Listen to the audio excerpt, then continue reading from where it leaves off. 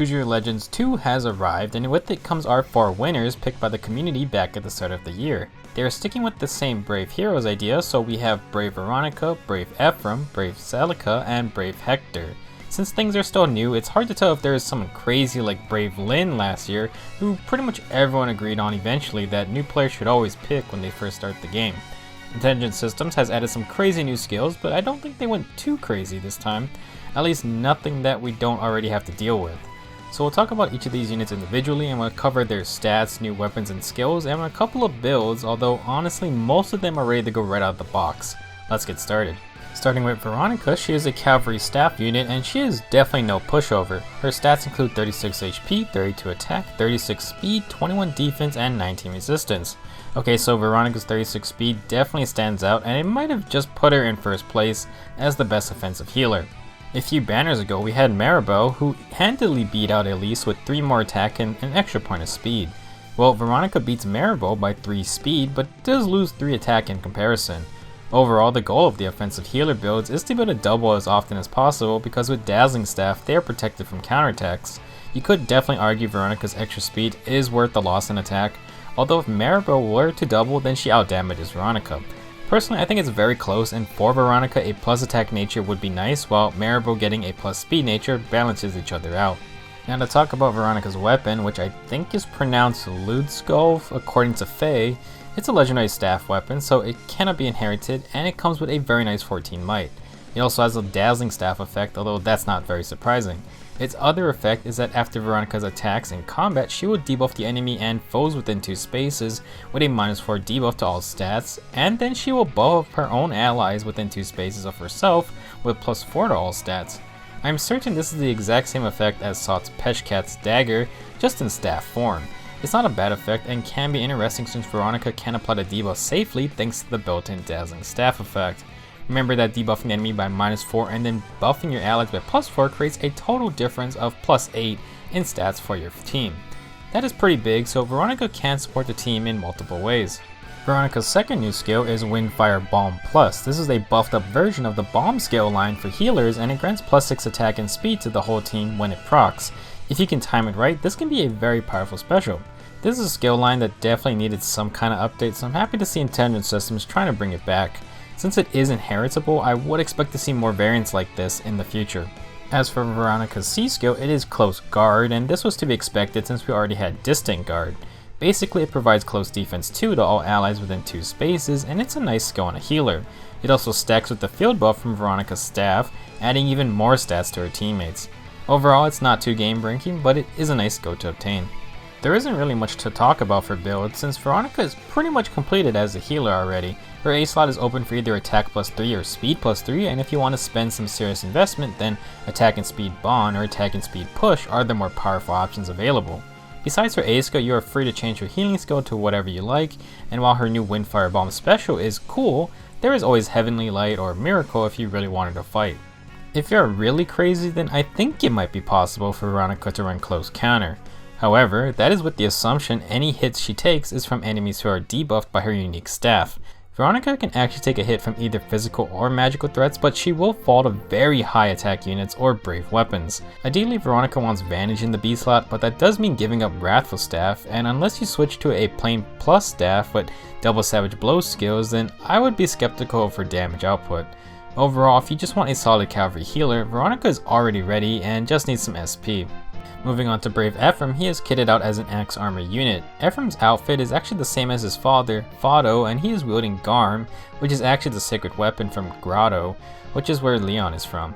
While it may seem strange for Ephraim to wield an axe, he was trained by General Duso, who is a general of Grotto, and I believe it's implied Ephraim can at least use swords and axes, despite him always carrying a lance. As for why he has Garm, well, it is given to Ephraim when he moves through Grotto, so I guess he just held on to it after the war. As for the shield, I have no idea since generals don't have shields in Sacred Stones, I think, although the regular knight class does have one. Regardless, I'm fine with that. For Ephraim's stats, he comes with 46 HP, 38 attack, 27 speed, 37 defense, and 26 resistance. Overall, a pretty standard tanky army unit with a lot of attack power. He definitely could have been crazier if he sacrificed some speed, and let's find out why. Garm is Ephraim's unique weapon and it grants a flat +3 attack. Its other effect entails if a bonus granted by a skill like Rally or Hone and or extra movement granted by a skill like Armor March or Armored Boots is active, Ephraim gets a guaranteed follow-up attack. Basically, if Ephraim has a field buff or a movement buff, he gets to attack again.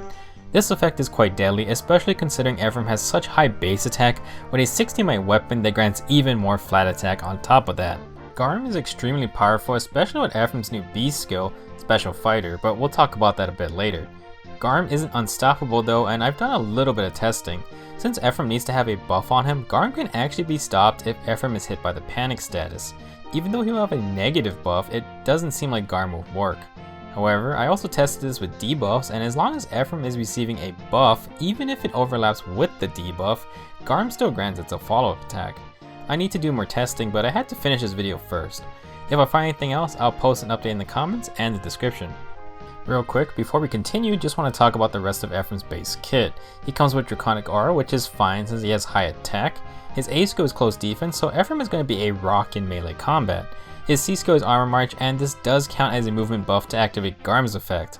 It's probably the most consistent way to make sure Garm is always doubling.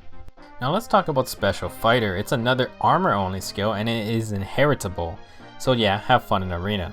This skill is pretty nuts. If the unit is above 50% HP, then they gain special cooldown charge +1 for all actions, just like Steady Breath.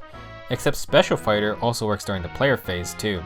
It also comes with an effect I believe is the same as Guard, so the enemy is afflicted with special cooldown charge -1, meaning they can't charge their special. This skill is like the child of the breath skills plus Guard plus the fighter skills. It doesn't grant any follow-up attacks by itself, but for someone like Ephraim, who gets follow-ups from his weapon, it's an extremely potent B skill. Again, I haven't been able to test it much, but I have a feeling we'll start seeing Special Fighter on all types of other armor units. Again, for builds, Ephraim is pretty much ready to roll. Give him your favorite assist skill, and I'm choosing Ignis for this build because we are stacking double close defense skills for that ridiculous +12 defense and resistance against melee enemies. Ephraim not needing quick riposte or bold or vengeful fighter makes him extremely deadly with Special Fighter. He can charge specials very fast and deny the enemy their own specials, which makes them harder to kill. Add even more defenses to this guy and he's ready to take on the world. Now I also think Brave Ephraim could run distant counter, and man, I wish I had more Hectors to sacrifice. Again, it's just the combination of Garm plus Special Fighter that brings so much potential, and Ephraim can run a high cooldown skill like Aether to keep himself healthy over time. While I'm not going to make another build, I do want to mention that the new Deathblow 4, or even just Deathblow 3, works really well for Ephraim. With Armor March and Garm's follow-up attacks, Ephraim is actually very deadly on the player phase. You need to be real careful when baiting him out, and if he has Deathblow, then his already insane damage just keeps getting higher. Let's now talk about Brave Celica, and if you think her outfit is a bit odd, then it's because it's a reference to her original artwork from the second Fire Emblem game. Her art is actually drawn by the same artist who did the Shadows of Valentia remake, so Celica herself looks pretty familiar. Maybe we can get an old school Alm in the future. As a unit, Celica is an infantry sword unit with 38 HP, 33 attack, 39 speed, 29 defense, and 24 resistance. She is blazing fast, and she is going to be an offensive monster thanks to her new skills. Before we dive in, I just want to mention that she comes with Gale Force and Attack Tactic in her base kit, so already Celica has some cool skills to use. Brave Celica's weapon is the Royal Sword, given to her by Alm. It grants +3 speed, and if Celica is within 2 spaces of an ally, she gets special cooldown charge +1 per her attack. I believe this works like Heavy Blade or Flashing Blade, but I don't have Celica, so if that is incorrect, then please let me know. Either way, Royal Sword is pretty easy to activate, although there are cases where I can see it not working if Celica has to overextend for a kill. That said, the cooldown reduction is really strong if you can proc it, and it works wonders with the rest of her new skills. Earlier I mentioned Deathblow 4, and no, I wasn't making stuff up. You would have thought that maybe it's an exclusive skill, but nope, Deathblow 4 is inheritable, granting +8 attack when initiating. It's a 300 SP skill, which means hardcore arena players have another A slot option rather than slapping distant counter on units who already have distant counter weapons. Literally anyone who uses Deathblow 3 is obviously going to be happy, and the extra damage is always welcome. What's interesting about Deathblow 4 is that what it means for the future of the game. Does it hint at the possibility of skill refining, or are they just going to add these tier 4 skills on newer units and just going to force people to summon for them? Obviously, I have no answers, but this pretty much opens the floodgates for the possibilities of all kinds of tier 4 skills, or even newer upgrades for skills with only 2 tiers. Moving along, Brave Celica has her own unique B skill called Double Lion, and yes, it's the same effect as Alm's Falchion upgrade, hence why everyone was calling it the Double Lion upgrade. If Celica is at full HP and she starts a fight, then her weapon becomes like a Brave weapon, attacking twice per action. She then takes 1 point of recoil damage, so Celica must heal to use Double Lion again. Since this is a skill, it applies to Celica's equipped weapon.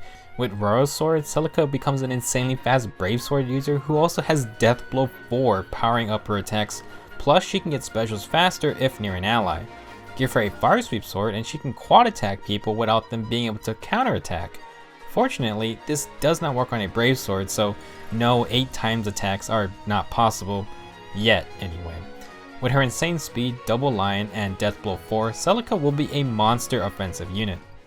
There's really not much else to add here. Gale Force is fine, just know that Double Lion won't let Celica get her Brave effect again unless you heal her. With a 2-turn special like Moonbow, if Celica procs the Royal Sword's effect, then she only needs 2 hits to activate special. She can do it twice if she quad attacks, so you definitely do not want to get hit by that barrage. The hardest part for Celica is going to be getting back to full HP since she can't run Renewal. You definitely want to pair her up with a teammate who can solve that issue. So if you use a Fire Sweep Sword with Double Lion, Celica can get 4 hits off if she outspeeds her opponent, and with 4 attacks, she can just flat out activate Luna on the last hit if the enemy is even still alive. If you don't think she is fast enough, then you can swap Death Blow 4 out for Life and Death if you want, but it does lower her decent defense. Overall, Celica is pretty straightforward and her first round killing power is absolutely insane. Last but not least, we have Brave Hector, who is wearing his older brother's armor. This is the only image I could find of Uther from Blazing Blade, but it's clear that the green armor and purple cape match what Hector's wearing. Brave Hector is an army unit, no surprise, but this time he is a lance user.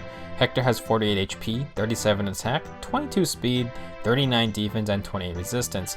Similar to Ephraim, he's got good defenses and a high attack stat. Before we talk about his new weapon and skills, let's go over his base kit. Ignis is a fine special, and Bold Fighter is going to give Hector a lot of player phase power. His C skill Even Res Wave is new, but it's the same as Odd Res Wave, just working on even number turns instead.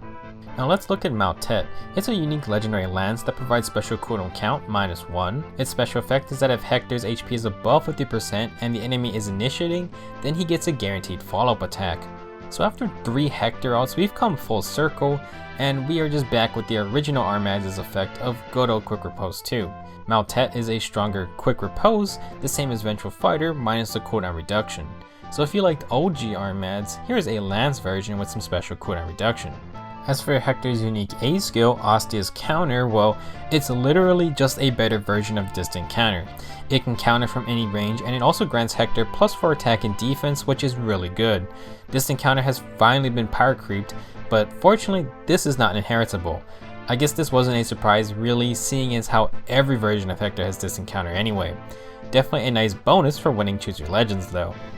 For Hector, I don't really see the need for much change if any. He already comes with a solid base kit, and Maltet and Ostia's Counter work incredibly well together. Hector is a monster enemy phase unit, and with some extra resistance, he can reach some very impressive levels of tankiness. Bold Fighter pretty much makes sure you can't bait Hector or he'll attack twice anyway and get special cooldown. Between Hector, Ephraim, and the new Special Fighter skill, Arena is bound to be extra fun in the next coming weeks. There you have it, our 4 Choose Your Legends winners for 2018. Everyone is pretty darn solid, even Veronica, who I still have no clue how she even got close to winning. I'm not going to be suggesting who to pick for free, but I would say just pick your favorite. I already chose Ephraim and he's been fun to try out. I think I would be doing a video about him more in depth later because Garm is a little funky and does require more testing. I think Garm plus Special Fighter is extremely potent so far, but it may have trouble always activating the follow-up attack. Either way, hope you guys enjoyed, and I'll see you in the next one.